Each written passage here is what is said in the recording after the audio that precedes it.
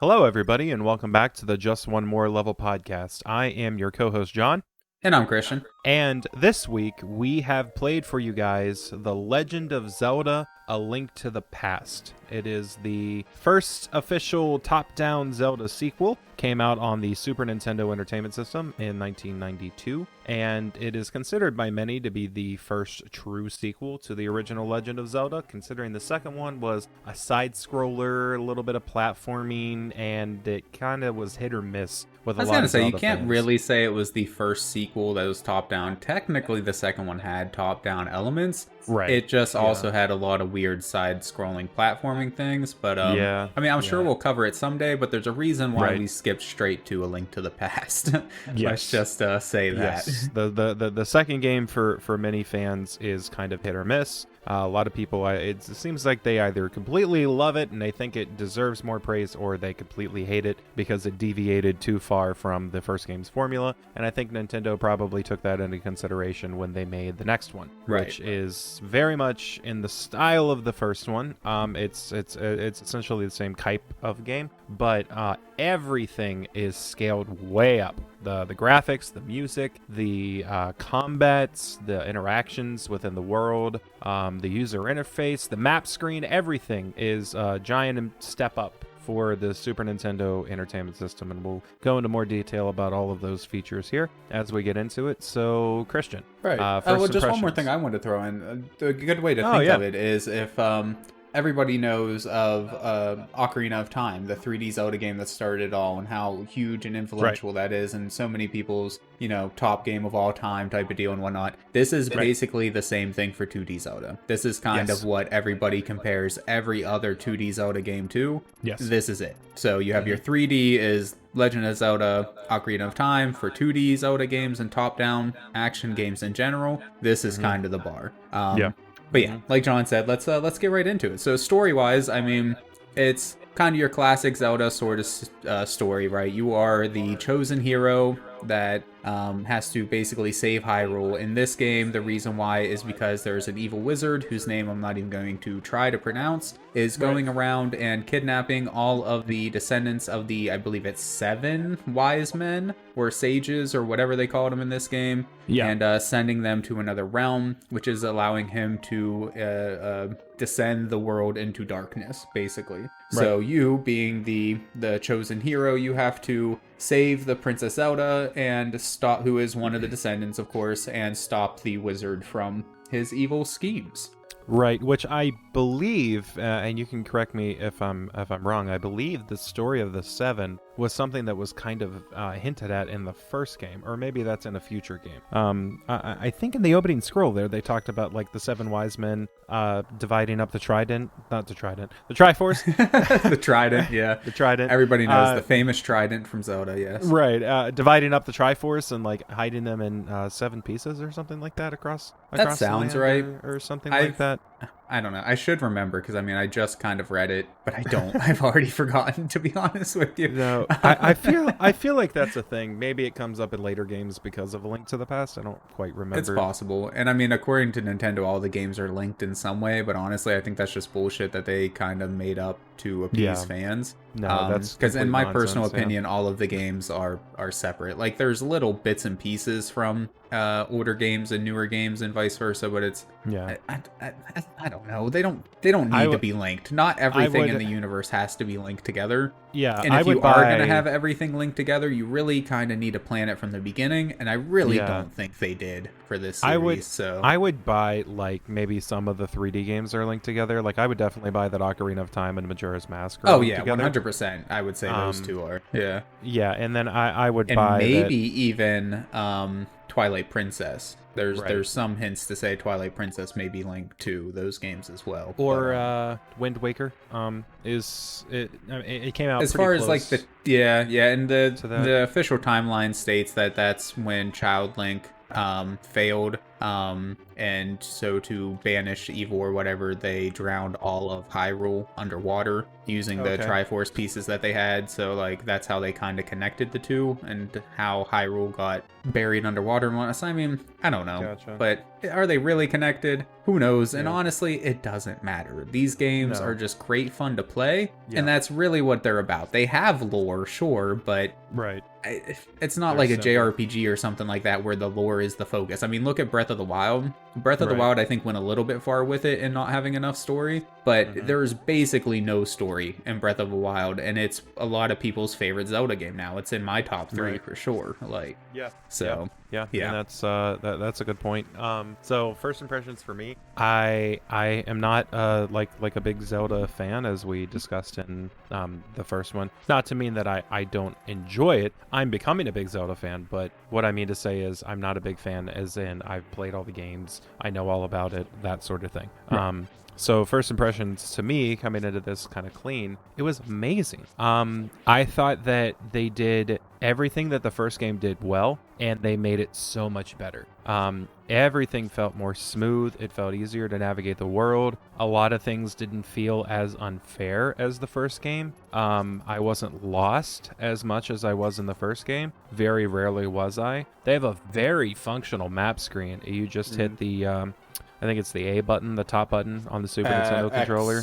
On Super Nintendo. Something like that, yeah. You hit just that button. Over at mine to double check. Right, and it brings up the map screen, which is in 2 different formats.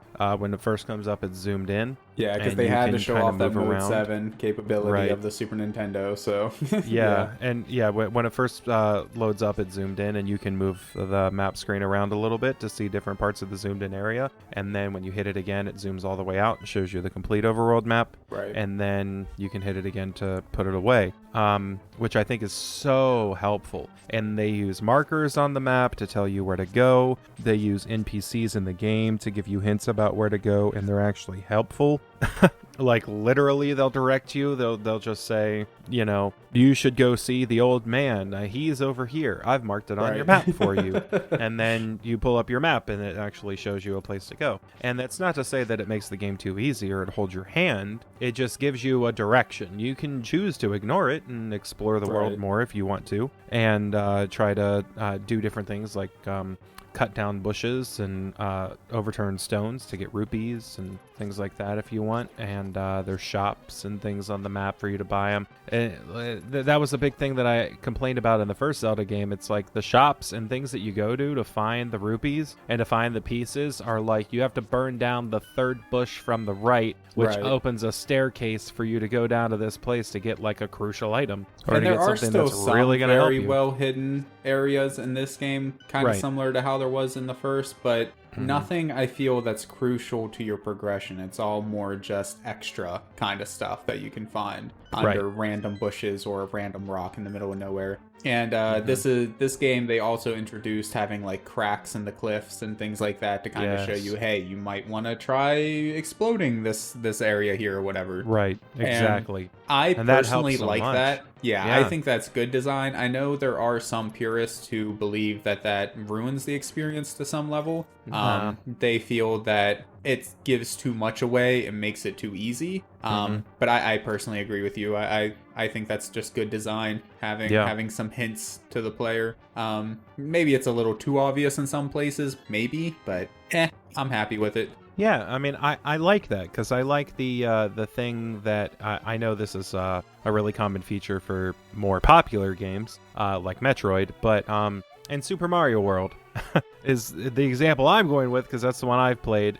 Sometimes you can jump up and you can just see out of the frame or in the frame at the top of the frame that there's something that you can get to that you can't quite reach. So you know you have to go back a second time with like a new ability or something to be able to get up there. And that's what it feels like for me when there's a crack in the wall. Like when I went through the castle the first time. Because when the game opens up, you are in your house with, I'm assuming, your father or some kind of parental figure to link. I don't know if they actually ever say. Yeah. But yeah, that's kind of what I always assume too, like a father or uncle or something like that. Right. Especially since whenever you get the sword from him, he says our people's technique. So you are like some sort of descendant or clan or something of his. Like there's some sort of link there. Right.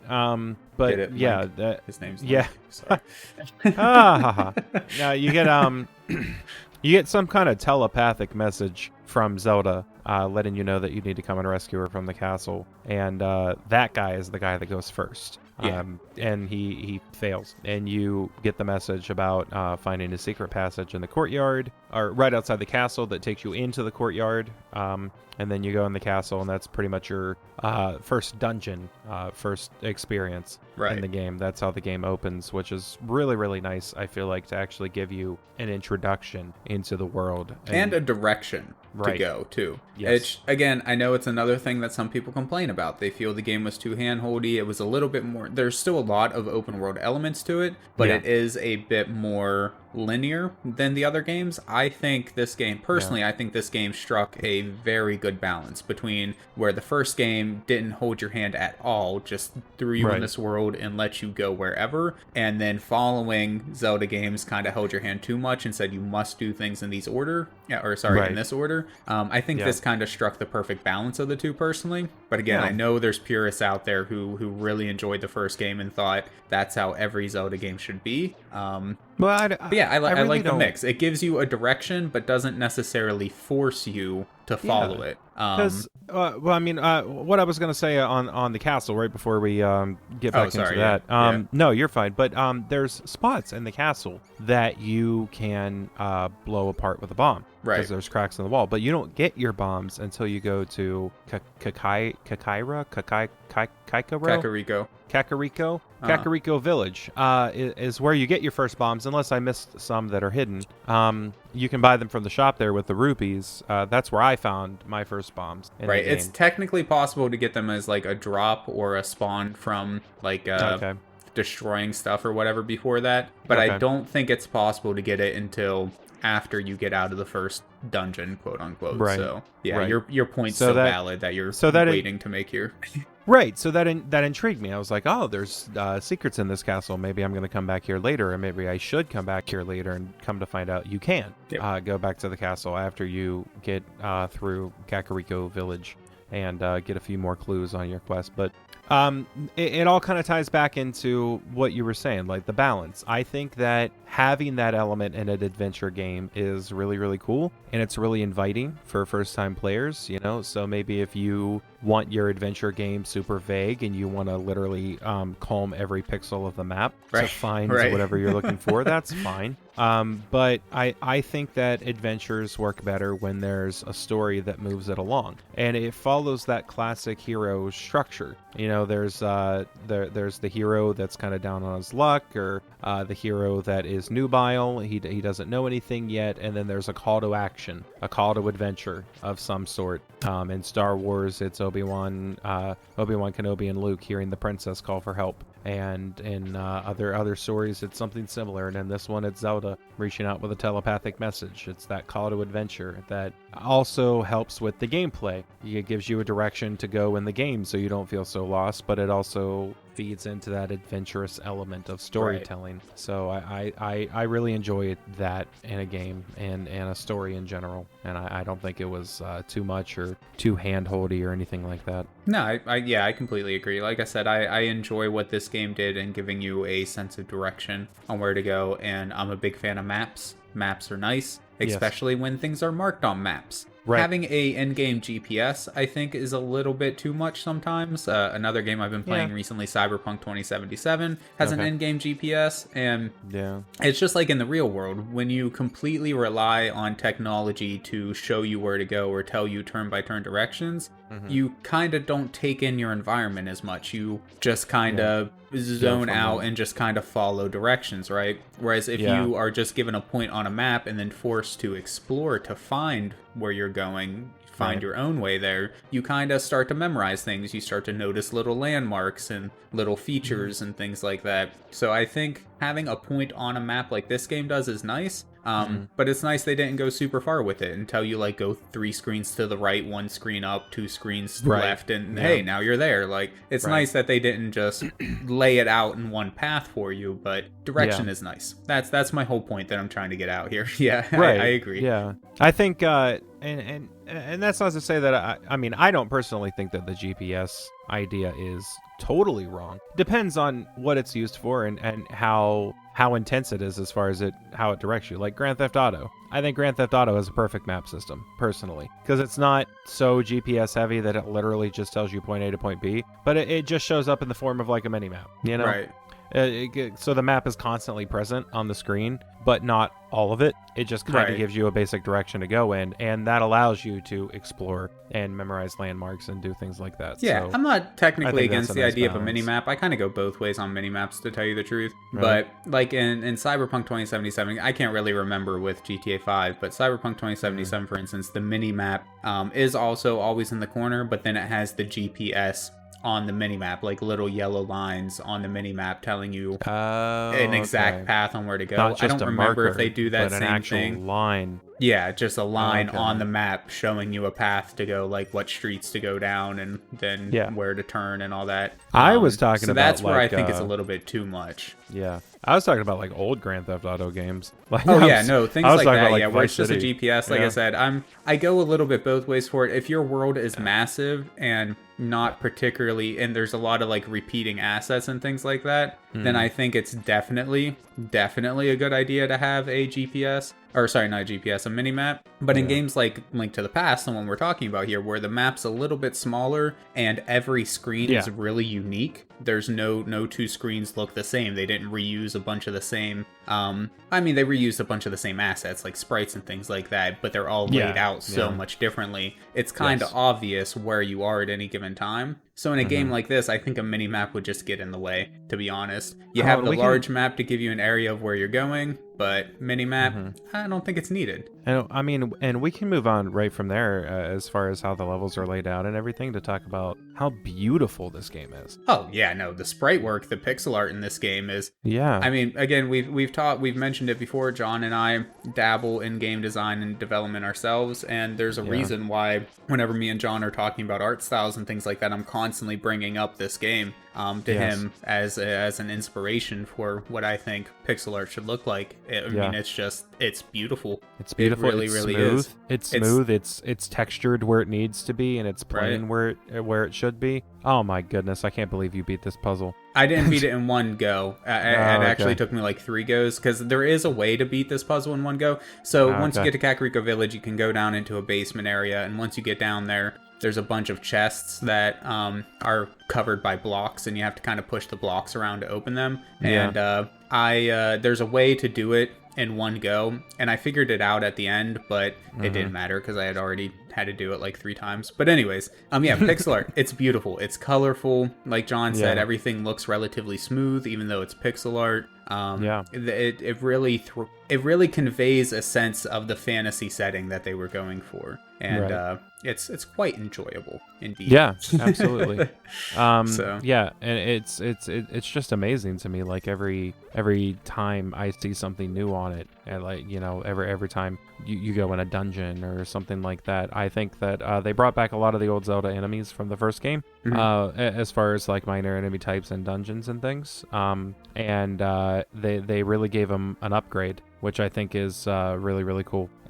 Like the skeletons and the snakes and the different things like that you'd be able to fight in the older games. You know, they all look smooth and 16-bit, and it's really cool. Link, his sprite looks really cute. How he just kind of shuffles along, and his attack I think is way better. That's bordering into getting into gameplay. But I love that it was so frustrating to me in the first game how you would have a projectile with your sword that was your big attack without having a secondary weapon in the first game. But if you lost even 1 heart, no matter how many hearts you had gained by that point, if you lost 1 heart, you would lose that ability. And I remember touching on that in the first time. Like, I was so happy after I got my 4th heart container and my 5th and my 6th and my 7th. I was so happy that, now I get to still be able to use that ability. Yeah, I get to lose 4 hearts before I lose the sword throw. That's awesome. No, if you lose 1 heart, regardless, you lose the sword throw, which is just garbage to me. And that does make a return in this game.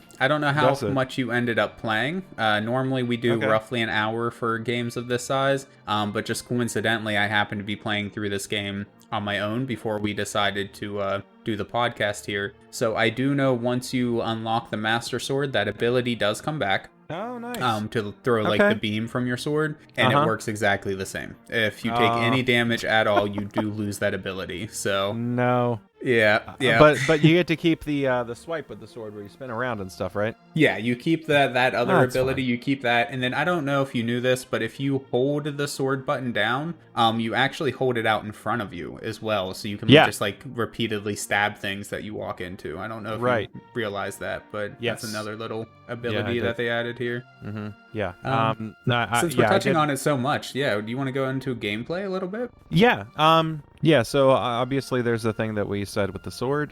There is still the mechanic with the shield in this game, where if you're facing an enemy directly that has a projectile, you will deflect the projectile with your shield. If you're getting spammed by an enemy, sometimes it doesn't work reliably. So if there's like 3 arrows coming at you because there's 3 people shooting arrows at you, they won't all bounce off, which I think is balanced. You gotta, figure out how to make it work. How to move around the screen a little bit and balance your attacks. Also important to mention, defense. Enemies have shields in this game that actually work to some degree. Now, I don't think it's so much with Link, or whatever you name your character, but with enemies, their shields are based on, they hold them on their right side. So you kind of have to attack them from the left a little bit. Otherwise, sometimes your sword swipes just won't work. So that's cool. That's another cool little mechanic, because in the first game, I forget their name, but the blue dudes in the dungeons that I thought were horses, but they're knights or whatever. Lord.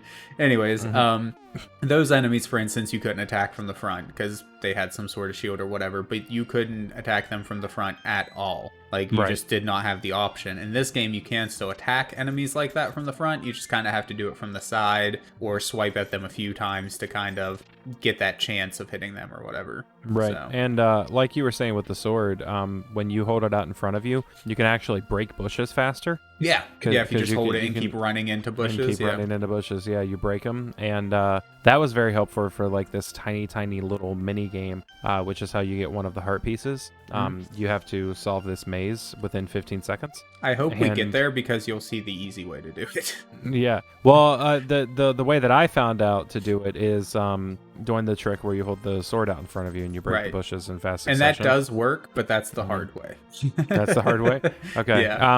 There is actually an easy way. Like, the easy way is so easy that I forgot how to do it and screwed up, so like it took me a second to remember, and I still made it in the 15-second window. So the mini game is you have to make it to a goal in 15 seconds. That's the whole mini game. And I kept getting like 16, 17, stuff like that. It's pretty hard. If you don't know the trick, it's pretty hard. And then once you see the trick, you're like, how did I not realize I could do this? So hopefully we'll get to that in the footage. But I'm going to take a guess.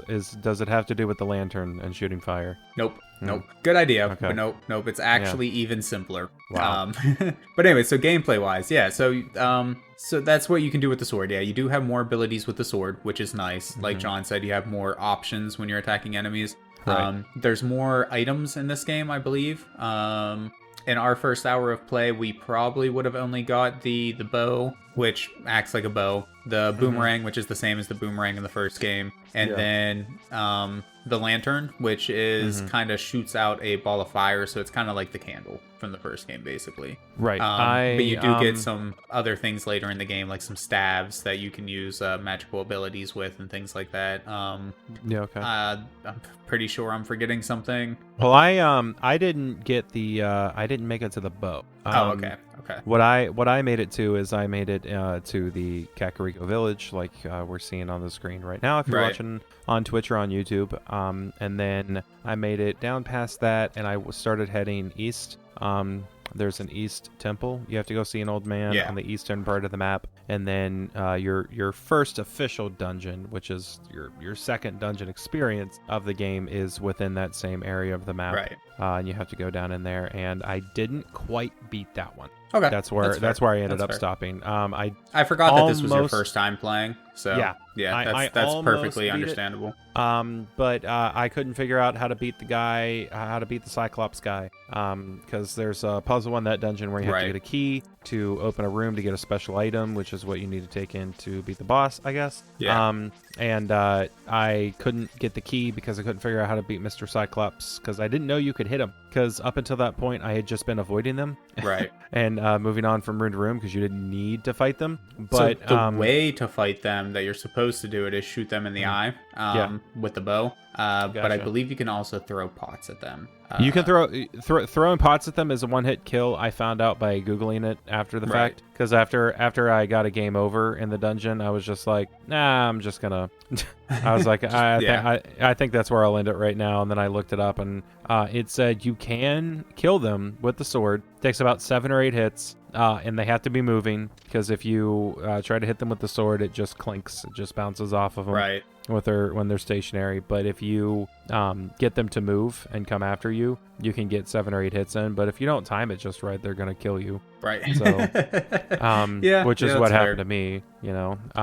But yeah, it was just tons of fun. I love the puzzle solving element of the gameplay, where you just kind of have to figure out a few things. It's not too intense. It's not too complicated. And that's something they really bumped up from the first game, though, because the first game didn't really have puzzles per se. It was mostly just either kill all the enemies, push this singular block. That was figure out where to go for the puzzles. Other than figuring out where to go, that was pretty much it. In this one, you have things like light all the lanterns, find hidden buttons in the room type of deal, hidden tile buttons. You still have your normal kill all the enemies type deal, stuff like that as well. And then later in the games, you can like put down blocks and things like that. So there's additional puzzles with putting down blocks and moving statues and all your other, things from other Zelda games, like the 3D Zelda games and things like that. So I think they did an excellent job, kind of just another addition. Like you said, they took a lot of the elements from the first game and then just kind of made it better. And that's really what this game is. Right. Yeah, exactly. And it's kind of depressing to me a little bit, because I know that this game has one of my favorite story elements of all time, time travel, later on in the game. That's what I've heard. That's what I've heard. Like I said, I haven't played it, and I haven't played it far enough to know for sure. But I've heard that it has some kind of time travel or dimensional travel. I was gonna say, I mean, which is why the name of the game is Link to the Past, because your name's Link, and so and you kind of go to the past. So I mean, I don't think it's really much of a spoiler. To say that. I don't know. I've never beat the game, although I've played through roughly half of it at this point. Okay. It's not actually time travel, though. Just small spoiler alert. Okay. It's more that you go to a dark world. So there's two versions of this world of Hyrule. There's the dark world and then the normal world. So it's Silent Hill. Kinda, yeah. There's parallel universes is what it is. Kind of deal. I don't know why they decided to call it Link to the Past, but that's the name they went with. But anyways, you gotta be kidding me. Oh, did you get to the? Yeah. Did you get to the trick? We just got to the trick on the stream here. I cannot believe I would never have thought of that. Yep, that's what I said. Once you see it, it's so obvious. Like, of course, this one section looks different. You can just jump over it. It's a jumpable fence. But until you see it, you just don't think of it. But yeah, it makes it so much easier. I can't believe that I got didn't through use it the the other sword way. trick or anything like that. I just went through it slowly, because I even went down the wrong path at the first time, and I still made it in 11 seconds. Like, good stuff. Crazy. Good stuff. Nonsense. Absolute But nonsense. gameplay wise, it really is just, in my opinion, an improvement in every way over the original. Absolutely. No complaints here, gameplay wise. The music. The music is amazing. Come on, it's a Zelda game. Absolutely. Yeah, it's a Zelda game, so obviously the music's amazing, and I really, really love when a franchise has a theme. Yes, especially when they stick to the theme and remix it a little bit for every new game and things like that. Yeah, because the overall theme of this game is the same theme from the original game, but it's just upgraded for the Super Nintendo. And I think that that's an amazing call. That's absolutely great. I like it when games have their own renditions, like if it's a sequel, it can have its own theme and everything. But like, it's probably one of my, and I know this is bold, but it's probably one of my favorite things about Star Wars. Every Star Wars movie has the Star Wars theme. It's not like in the next Star Wars sequel, they're just going to give up on the Star Wars fanfare and not have it open the next movie. I mean, they've had a couple movies like that where they're like spin-offs in the universe or whatever, but there's always some kind of variation of some of the classic Star Wars music. It gets remixed or redone in some kind of way. You know what I mean? Right. And I think that's a great way to tie the universe together, because music evokes emotion, and you feel that emotion of adventure when you hear the Zelda theme. Yes, so definitely. I think it's fantastic that they brought it back and that they upgraded it for the 16-bit generation. I know they don't do that often in the newer Zelda games. They just kind of make their own music and do their own thing. But to be fair, they still keep elements. Do they? Okay. Yeah, they still keep elements of it. Like in Breath of the Wild, musically, I think Breath of the Wild kind of suffers the most. Like that's its weakest point, in my personal opinion. And what they did is, like, while you're riding around your horse in Hyrule Field or whatever, there's music, but it's just very gentle in the background, because they wanted you to have more of a connection with nature and kind of the experience of the game. So they went with a very subtle approach to the music, which is fine, I guess. But like you, I really would have liked, or just really enjoy in general, having, because it's not only the sense of adventure, but it's also a bit of nostalgia. Whenever you hear that song, even if it's a remixed version, it still brings back all of the memories of all the other games that you played and the good times that you had playing those games and things like that. So yeah, it's like Final Fantasy for me is the big one, because you have the fanfare in Final Fantasy and the theme songs and things like that, and it just brings back all the other memories of playing different Final Fantasy games and beating those big bosses and all that. It's just I don't really have that with games. I definitely have it with movies. Like I just said, Star Wars. But the only one in a game for me would probably be Mario. But I mean, that's still another great example though of a game that just keeps a similar theme going through its games. Right. Specifically Super Mario World. I'm a huge fan of what they did with the music in Super Mario World, because I don't know if you ever noticed, but literally almost every musical track for the actual levels, not the overworld, but the actual levels, is the same melody, but it's remixed in a different key or with a slightly different tempo and rhythm. Right. But it's the same collection of like notes. It's the same melody over and over. I've never actually noticed that before. But like for the water level, it's a little bit sped up and there's a little bit more going on in the background. And for the cave level, it's in a minor key and it's pitched a little differently so that it sounds more kind of evokes a cave feeling. Right. So it sounds more wavy and more echoey and things like that. But it's the same. It's the same musical phrase like over and over again, which is really, really cool because they were able to add enough variation to that same theme to make you feel like it's different music. Right. So I really, really like what they did with that. But anyway, back to Zelda. One other thing that it has nothing to do with the music or sound design, which, as we just touched on, is excellent. The level design I feel was great as well. The way they laid out the levels, the density of secrets while giving you hints on where secrets could be and things like that. Yeah. I just wanted to quickly throw it in there. I don't have anything specific I wanted to say except for they just did an excellent job with it. It's a really well laid out world. It's not too confusing, but still has kind of Metroidvania sort of elements where there's areas you can't get to until later in the game when you have new items and things like that, which adds a sense of progression without completely locking you out of like forcing you into linear paths. It doesn't really do that. It kind of it's open but also focused. And secrets everywhere. There's enemies all over the place. It's good. But what I did want to ask you about, unless you have a comment on level design. Just really briefly, I love the way that they handled perspective. Because it is top down, but it's not like completely top down. Yeah, they made it feel like a 45-degree angle, kind of. Right. Yeah, and a lot of in a lot of the spots, like we just saw on the Twitch and on YouTube, I'm sure. You went into the castle, and even where you are right now, you come to a bridge, and the bridge extends out in front of you in kind of a top-down perspective, but they added a sort of 3D element where you get to see like the faces of certain structures. And when Link is facing the camera, it's not just his nose poking out from under his hat that faces the camera.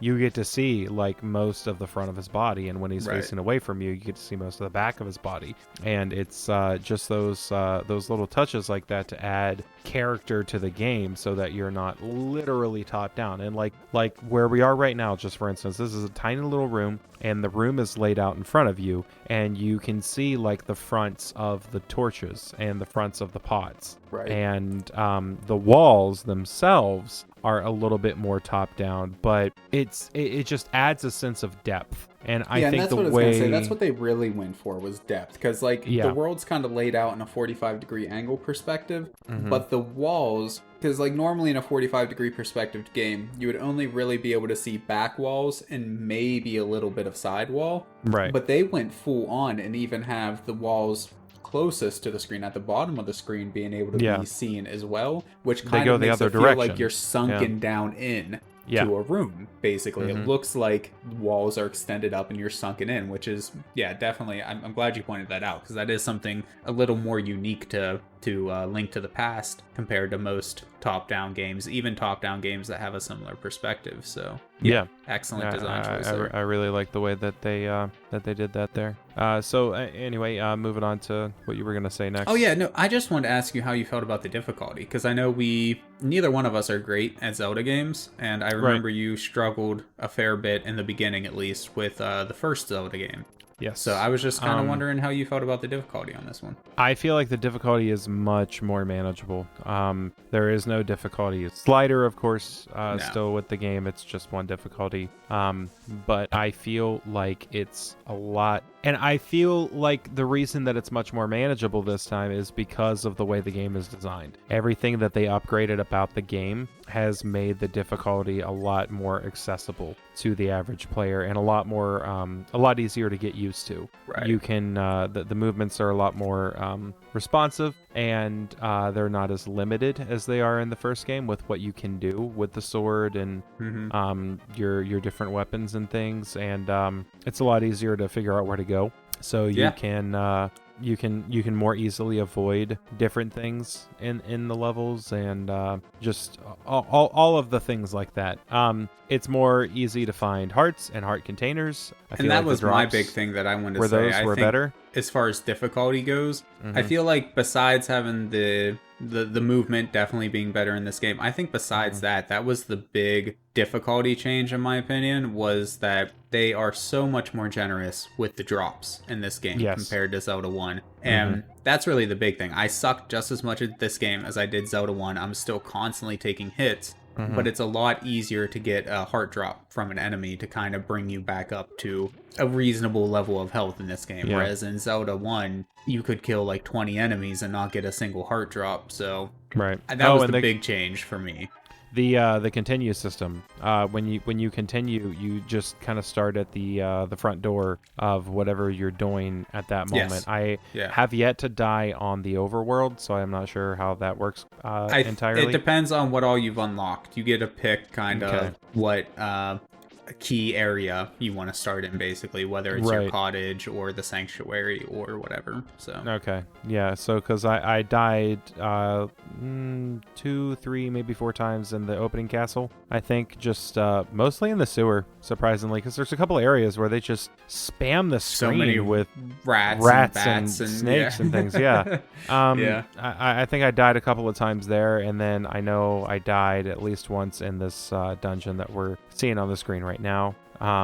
So it just starts you back at the front door, and you don't lose any progress in terms of rupees you've collected or items or things like that. You wouldn't lose out on like a heart container if you've collected that, which is how it is in the first game. But it was nice. It's still nice. It's still nice. It's no different from the first game in that respect, but they didn't regress, at least.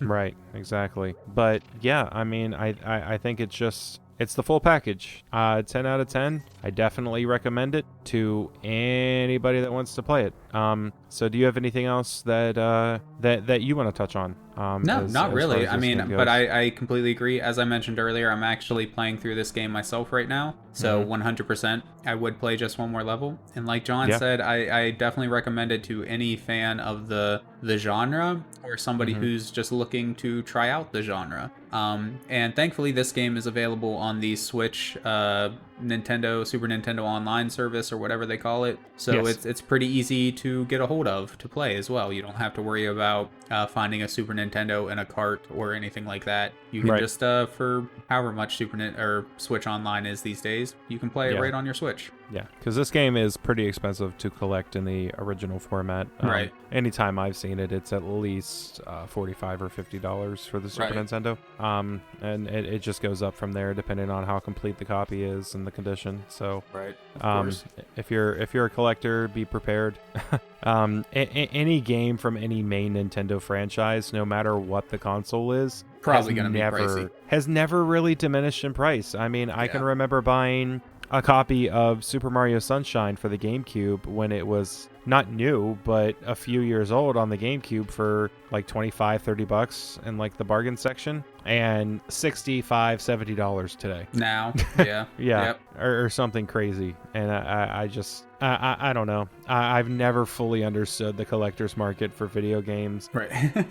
I understand that rare is expensive, and I understand that good is expensive, but I don't know. I don't see why $70 expensive is what is necessary. Right. So I don't know. But so I would also just play one more I would also play just one more level of Link to the Past. I intend on checking it out some more in the future. I want to see what else this game has to soar, and I'm just this whole experience, starting with the first game and the beginning of our first season here on the podcast has opened my eyes up to a whole world of possibilities with Zelda.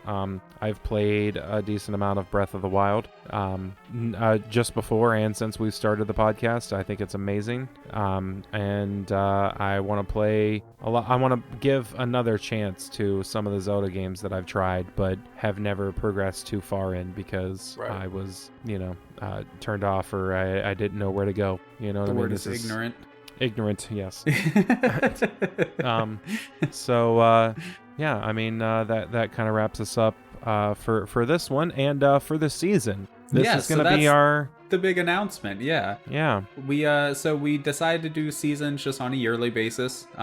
It's just a nice simple way to go about it. But this is it. This is the finale for the season, and we thought it'd be a little bit poetic. Honestly, it was John's idea to we started the season with Zelda, so we decided to end it with Zelda. So after this, we will be taking a short, just couple week break. Now, there's a reason for that. It's not because we're tired of doing the podcast or anything like that. Nope. But because we want to get some other things set up. Mainly, we are going to start a Facebook page just to kind of reach out and try to grow the community, as well as just update everybody on what we're doing. And we're also going to try to get a website up and going, just with some information about the podcast. Would like to be able to get a little bit more interactivity with the viewers on games you would like to see and things like that. And I feel like and then of course, like, trying to be more active on Twitter and things like that to give more updates on when the videos are coming out and things like that. So we're gonna get some stuff get together, and then we'll be back. Yeah, and just for another step of interactivity with you guys, we've also talked about toying around with the idea of starting our own website. Maybe that's something that we'll be doing in the future. And that would include just little things like a poll where we can talk about suggestions we've had for games that we want to play for the podcast, and you guys can get on there and vote on what you guys want to see next. Exactly. And leave suggestions on the website and do different things like that. But we're not 100% on all the details just yet. That's why we want to take just a little bit of time off.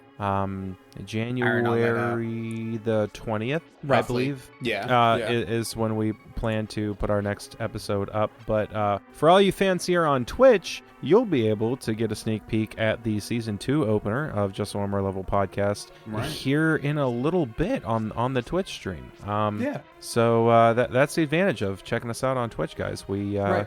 And that's the other reason why we want to get Facebook and Twitter and everything going a little bit more, so that we can let you guys know when we're going to be live on Twitch. That way you can get a sneak preview or just join us live and things like that. So yeah, exactly. So, but I guess that's it for this season, right? For this season. This is goodbye. This is goodbye for season 1 of the Just One More Level podcast. We'll be back in a couple of weeks. For all you guys on Twitch, we'll be back in just a few minutes. And thank you so much for checking us out. I know we got just a little group of people right now that check us out, but we appreciate each and every one of you. 100%.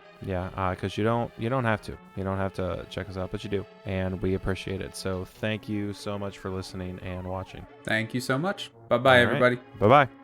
Love this podcast? Support this show through the Acast supporter feature.